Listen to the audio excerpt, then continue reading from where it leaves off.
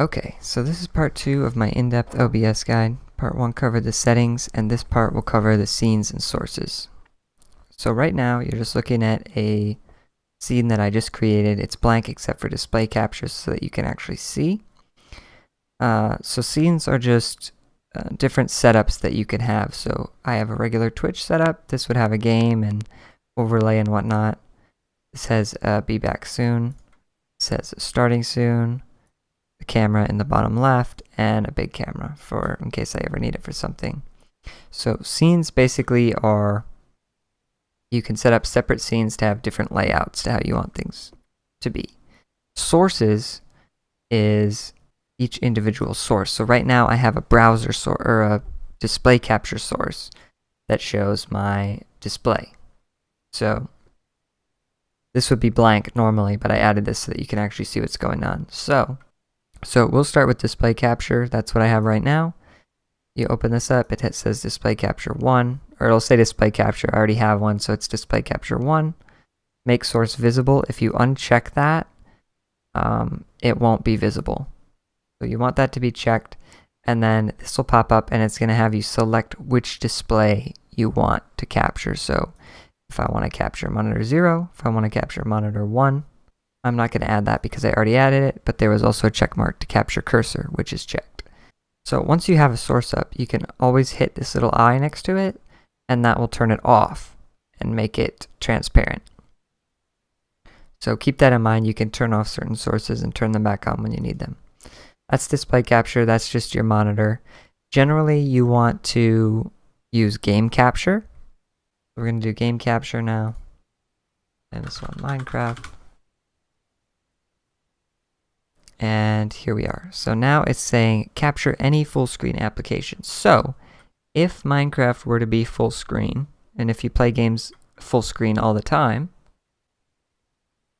now OBS picks it up when I have it in full screen.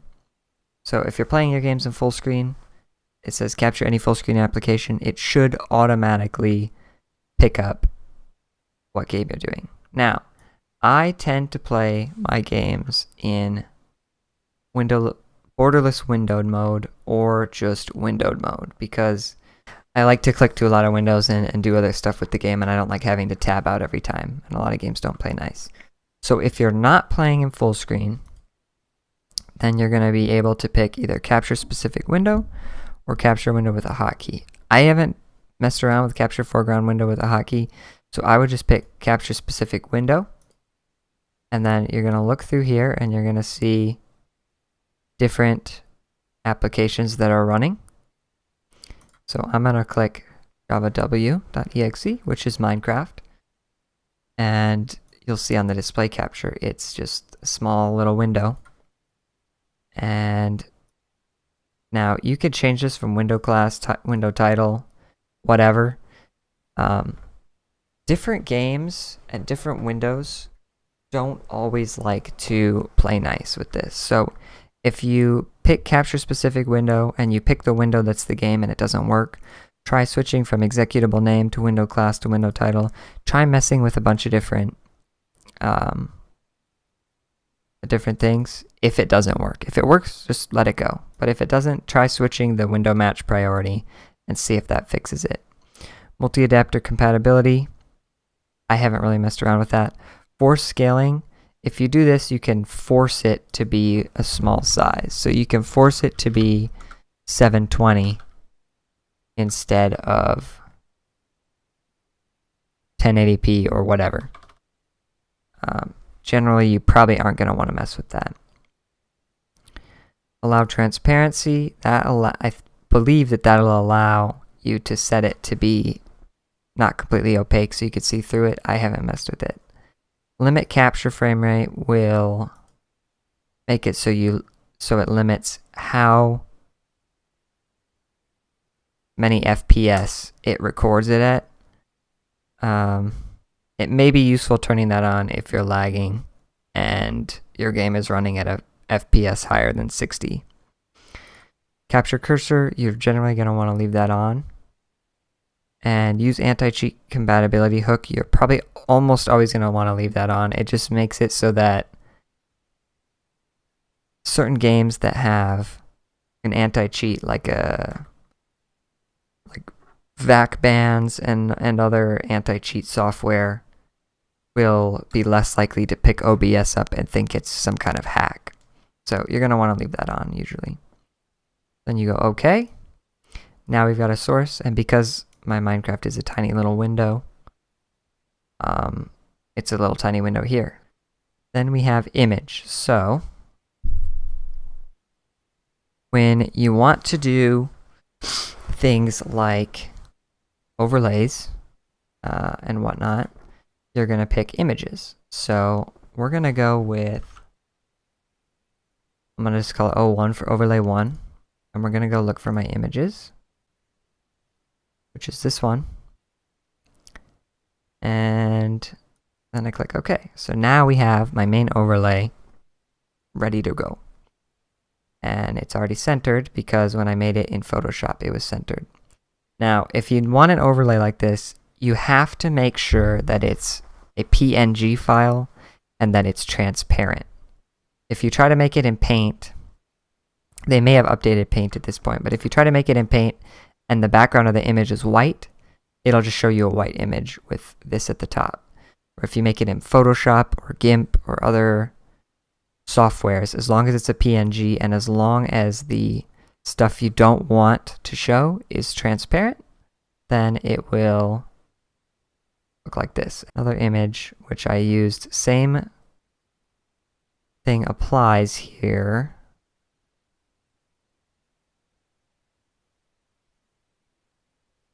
This was my face cam border. A little bit bigger than I like it, but that is also transparent in the same way. If you leave it as white backgrounds and whatnot, it won't be transparent. So that's that. Now let's add the webcam. So that would be a video capture device. And then in here, it'll check which webcam you want. Now, OBS doesn't like to, it won't let you use the same webcam multiple different times. So normally here you would click the device and you would select your webcam and you'd be able to activate or deactivate. You'd be able to configure video, and then with your webcam settings you could change, you know, the angle and whatnot. But because I can't add it like that, it won't allow me to add the same one. I can add the exact same source as before, which is add existing, which is webcam, which I already have made. So now it allows me to use it, but you'll go through the normal step, which was to add it in the first place. So now you'll notice it's above the border. So what you can do is, if you've highlighted webcam, you can use the arrow keys here to move it up and down. So now it's below display capture, so it's behind here, you can't see anything. You bring it up, we're good. And then if I bring it in front of image 1, now it's in front. So you're going to want to mess around and set everything in the right order. So that's that. So the other capture device, if you can't get game capture to work and you don't want to use display capture to capture your whole monitor, you can also use window capture, which is what I've had to use for certain games that just don't cooperate with game capture. So it goes the same way. See, automatically it picks windows. I can make it pick anything in here, and it automatically picked Java W, which is Minecraft. So it's pretty much the same as game capture, but if you couldn't get game capture to work, give that a shot. Now, text GDI, I believe that was updated. I think that's just a normal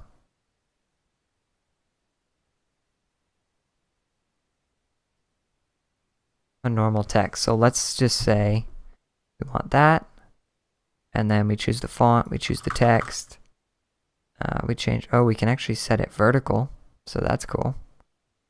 And you could change the color, and you could change the opacity so you can make it transparent. Change the background, you can either have that transparent or you can just have it on a flat background. You could set it have an outline and set the outline color. which I selected a very similar one. And then you can also set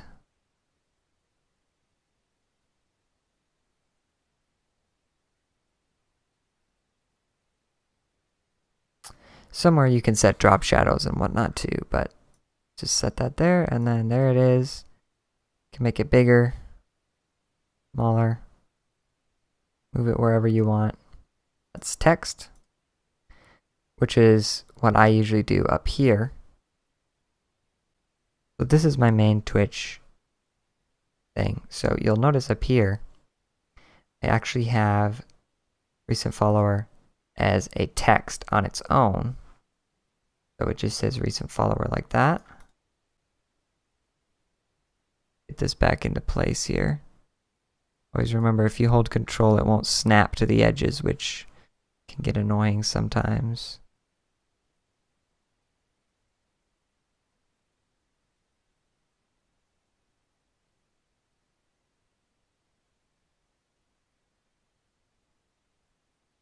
There we go. It's about as good as it gets. So I have it set so recent follower is just a text. It always says recent follower. And then what changes is in here in Streamlabels, if you go into the file settings of Streamlabels and then you go to most recent follower, which is the one I use, it says follower and then name, which by default I leave it as just name. That way, what updates, it just shows the name of the most recent follower. And then the other thing is it's got a directory. This right here, the most recent follower, is recent follower.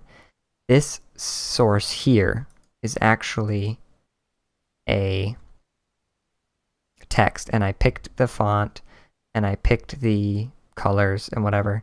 But the difference is the reason it updates is that it's read from file is what you check, and then you browse here and you choose the file. So in that Streamlabels folder, you will see a file, a text file called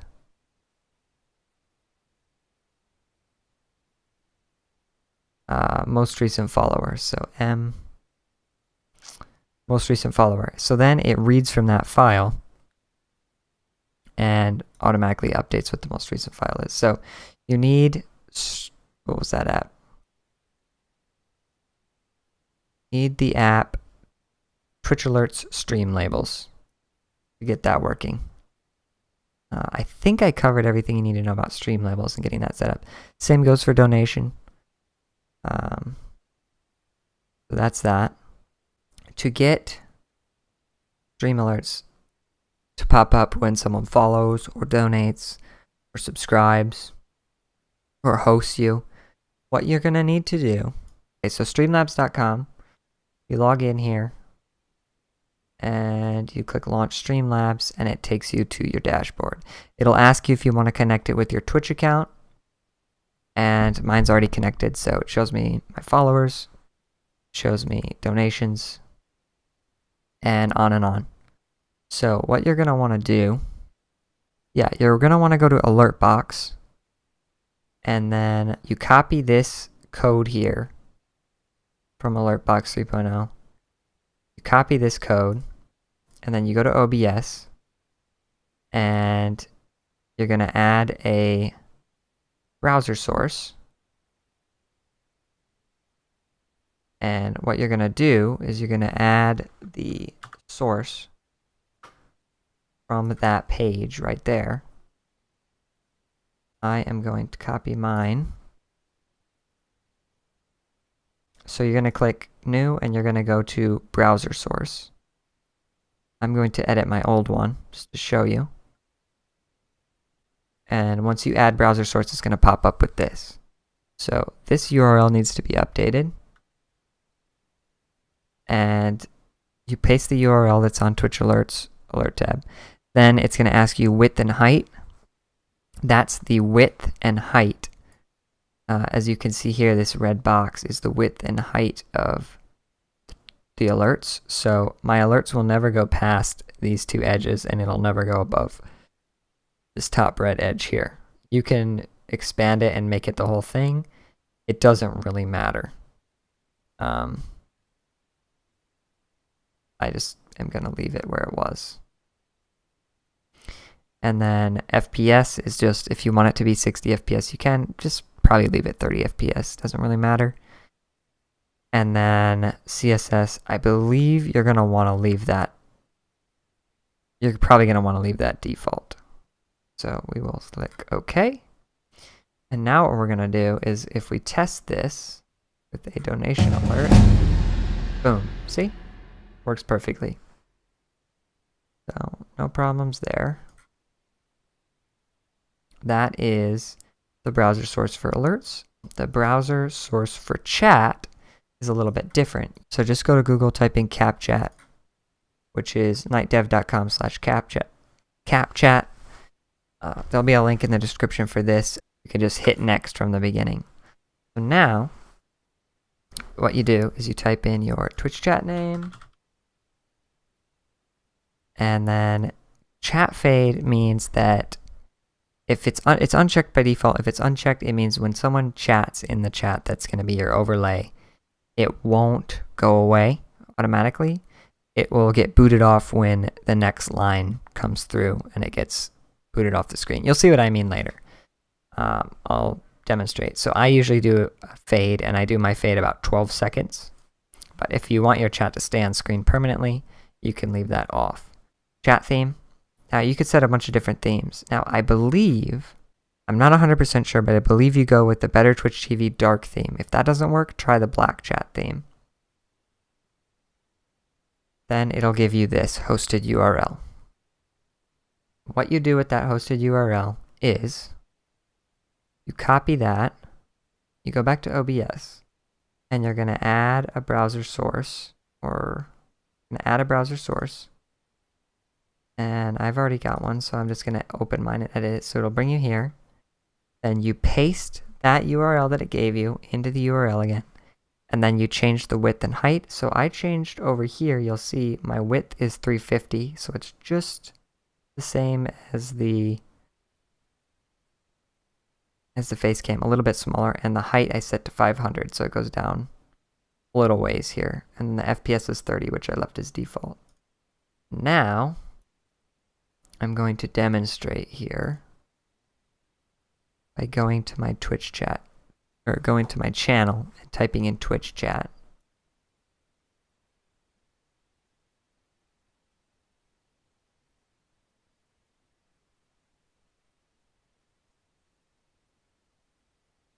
So as you can tell here, it pops up over there when someone chats in my chat.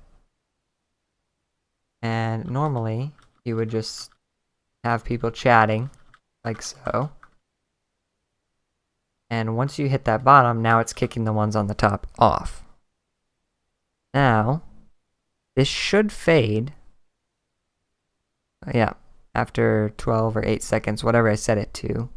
They fade away after a little bit of time, so if the chat is slow for a while, it doesn't just have chat sitting there annoyingly. That's how you set up all the sources. A couple other little things I'll add in here. You can go into this mixer and you can change the percentage audio properties of the webcam, the microphone, the desktop audio. You can change them up or down. You can change the tracks that they're on and a few other things. And the one big thing that you probably are interested in is scene transitions. You can change it to fade. So when you switch scenes, it kind of fades into each other. And apparently, you can change the duration. So I just tripled the duration. So now when it changes real slow. And I believe they added a few more. So there's now swipe, slide, fade to color, and Luma wipe. So let's try Luma wipe and just see what happens. Softness 0.3. Wow, okay, yeah, I'm not gonna mess with all that, but let's just test that out. Oh. Yeah, it's not for me. Yeah, that's perfect. That's a good scene transition for me. So that covers about everything that really matters. So hopefully that helped.